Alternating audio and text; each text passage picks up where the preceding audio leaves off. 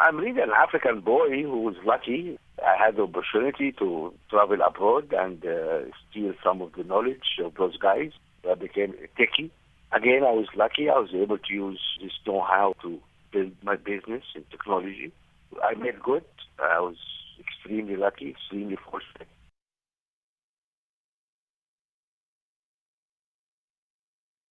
I was a radio engineer doing some internship at the International Telecommunication Union in Geneva.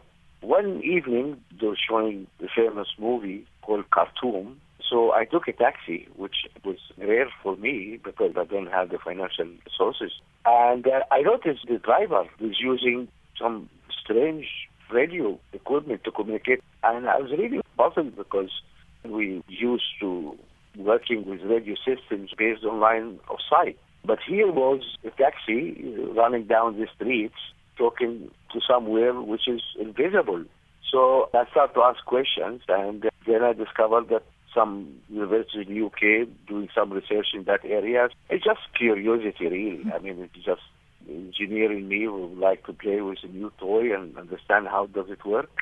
Again, I was lucky because I stumbled into an area which became very strategic.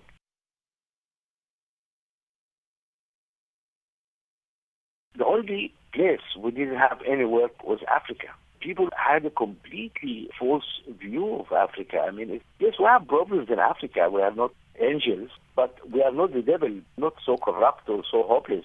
You can do business in Africa. It's okay. Those operators don't want to do it. We will build an operating company and we'll go and do it. And that's how we started Celtel. There is no basic telephony in Africa. Africa is huge. It's not well connected by roads or trains or anything. The way to connect to Africa clearly is wireless.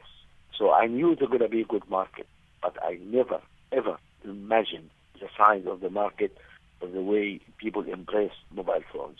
I would have made more money.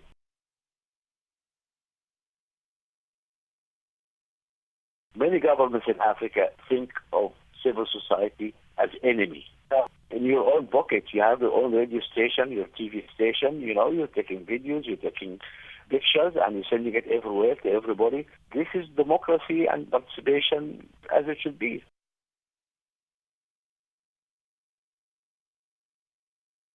We are bringing to the attention of the world some African stars, really unsung soldiers. The prize them gives them the resources to continue to do their good work in Africa. But more than that, the prize is focusing the minds of the African people on the importance of leadership and governance.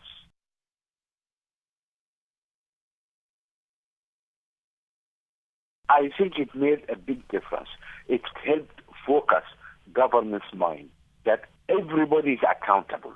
Governments now are paying attention.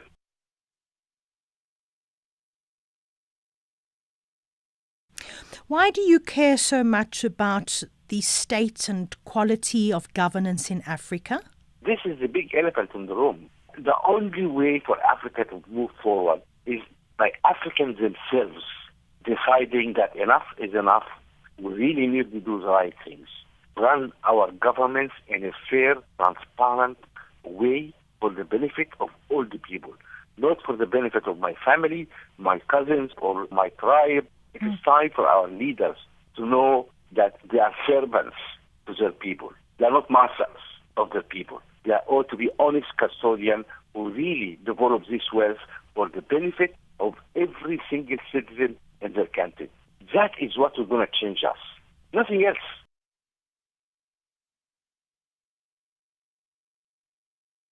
How did you feel in 2008 when Time magazine named you as one of the most influential leaders in the world?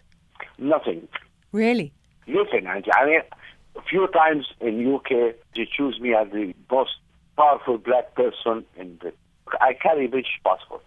Each time I go through Heathrow, the officers look at the passport and read my name, and they look at the computer, and then they start tapping things, and look at me again, then they start tapping more. And at the end, after consulting so many databases, say, okay, you can get in. If I'm that powerful guy, why don't those people let me go just through, like anybody else? So this thing doesn't mean anything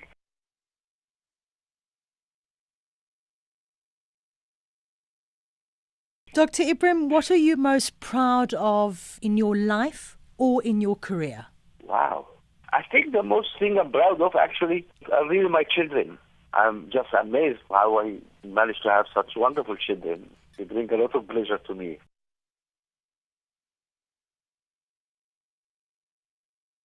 Do you have any regrets, things that you might have done differently? A lot. And I mean, I'm going to need 2 hours to start listing all my regrets. I had a lot of regrets. Well, one regret, I really wish I started my business a little bit earlier.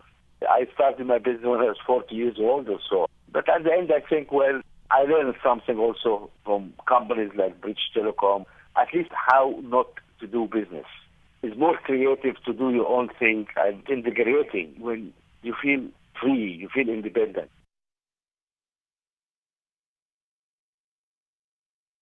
I enjoy very much swimming in the sea, actually. I'm not a great swimmer, but I just like to go into the sea and splash around and, swim a little bit. I think in my previous life I must have been a fish or something. I like to play golf, but I never have time really to play, so I'm an awful golf player, and I always regret that.